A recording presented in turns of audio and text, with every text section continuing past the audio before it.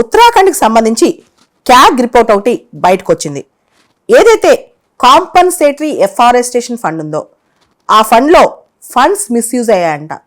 అవన్నీ కూడా non forest పర్పస్లకి చాలా వరకు ఈ ఫండ్స్ వాడారంట.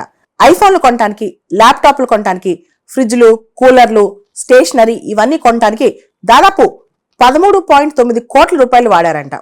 ఇది క్యాగ్ రిపోర్ట్ అన్నమాట. అసలు ఉత్తరాఖండ్లో ఈ కాంపన్సేటరీ అఫారెస్టేషన్ ఫండ్ ఏంటి? ఇది కాంపా యాక్ట్ అని చెప్పి దేశం మొత్తం ఉందన్నమాట. ఎక్కడైతే ఫారెస్ట్ ల్యాండ్ ఇండస్ట్రియల్ పర్పస్ కానీ లేదా రకరకాల డెవలప్మెంటల్ యాక్టివిటీస్ ఇన్ఫ్రాస్ట్రక్చర్ కోసం ఫారెస్ట్లు కొట్టేసి ల్యాండ్ వాడతామో అప్పుడు దానికి పరిహారంగా కాంపన్సేటరీగా ఒక ఫండ్ కట్టాలన్నమాట. దాన్నే కాంపన్సేటరీ ఎఫారెస్టేషన్ ఫండ్ అంటారు. సో దానివల్ల మళ్ళా ఎఫారెస్టేషన్ చేయటము, ఇతరత్ర ఎన్విరాన్మెంటల్ యాక్టివిటీస్ చేయడం ఇవన్నీ చేస్తాం అనమాట. ఏదైతే ఫారెస్ట్ ల్యాండ్ ఇతరత్ర యాక్టివిటీస్ కోసం ఆ ల్యాండ్ క్లియర్ చేస్తారో దాన్ని అంతే ల్యాండ్ పార్సల్ మళ్ళా ఎఫారెస్టేషన్ ద్వారా చెట్లు క్రియేట్ చేయటం, ఇతరత్ర యాక్టివిటీస్ చేయడం ఇవన్నీ చేయాలన్నమాట.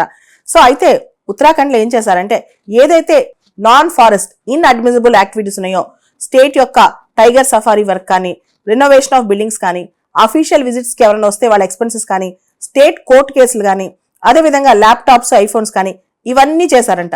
దాంతో క్యాగ్ వాళ్ళు చాలా పెద్ద ఆడిట్ రిపోర్ట్ రాశారనమాట. దాదాపు 52 కేసెస్ ఉత్తరాఖండ్ గవర్నమెంట్ సంబంధించినవి హైలైట్ చేశారు, ఫ్లాగ్ చేశారనమాట. దాదాపు 188 ఎకరాల forest land non forest purpose కోసం డైవర్ట్ చేశారు. అంతేకాదు చాలా చోట్ల ఆ కన్స్ట్రక్షన్ యాక్టివిటీస్, రోడ్లు కూడా కట్టారంట. దీంతో అసలు ఇదంతా ఎందుకు జరిగింది, ప్రాపర్ గా రిజిస్టర్ చేశారా, రకరకాల అఫెన్సెస్ చోటు చేసుకున్నాయి, ఇవన్నీ కూడా చెప్తున్నారనమాట. అయితే ఇక్కడ క్యాగ్ రిపోర్ట్ లో మరో అంశం కూడా లేవనెత్తారనమాట. ముఖ్యంగా ఒక ల్యాండ్ ఇండస్ట్రీ కానీ దేనికైనా అలాట్ చేసిన తర్వాత విత్ ఇన్ 1 or 2 years లో కాంపన్సేటరీ ఎఫారెస్టేషన్ ఫండ్ కి వాళ్ళు జమ చేయాలన్నమాట. కానీ 8 years డిలే అయిపోయింది. 8 సంవత్సరాల డిలే అయిన కేసులు దాదాపు 37 ఉన్నాయంట. అంటే చాలా వరకు అసలు పట్టించుకోలేదు కాంపన్సేటరీ ఎఫారెస్టేషన్.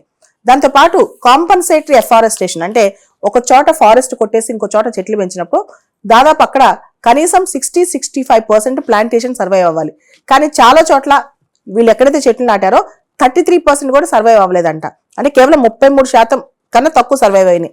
ఇలాంటి పరిస్థితుల్లో అసలు మీరేం చేస్తున్నారని చెప్పి క్యాగ్ వాళ్ళు ఉత్తరాఖండ్ గవర్నమెంట్ పైన రిపోర్ట్ రాశారనమాట. మనకు తెలుసు మన భారతదేశంలో CAG is a constitutional body. Article 148 నుంచి 151 వరకు క్యాగ్ గురించి ఉంటుంది అనమాట.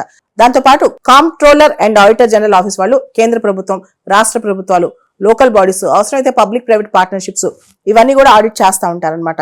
అయితే ఉత్తరాఖండ్ గవర్నమెంట్ లో మనకు తెలుసు ఉత్తరాఖండ్ లో చాలా ఫారెస్ట్ ఏరియా, అక్కడ ఫారెస్ట్ చాలా ఇంపార్టెంట్.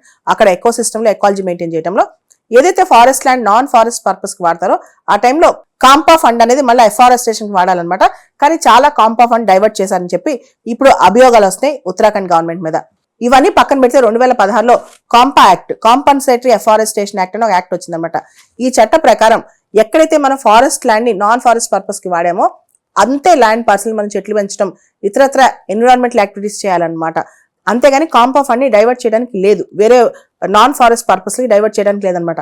కానీ ఉత్తరాఖండ్ గవర్నమెంట్ అలా చేసింది. అదేవిధంగా చాలా రాష్ట్రాల్లో ఏదైతే ఇండస్ట్రీస్ స్టార్ట్ అవుతున్నాయో అక్కడ కాంపన్సేటరీ ఎఫారెస్టేషన్ ఫండ్ డిలే అవుతుంది అనమాట. ఇది కూడా చాలా సార్లు ఫ్లాగ్ అవుతుంది, హైలైట్ అవుతుంది. కాబట్టి మనం కాంపన్సేటరీ ఎఫారెస్టేషన్ యాక్ట్ గురించి కూడా చూసుకోవాలి.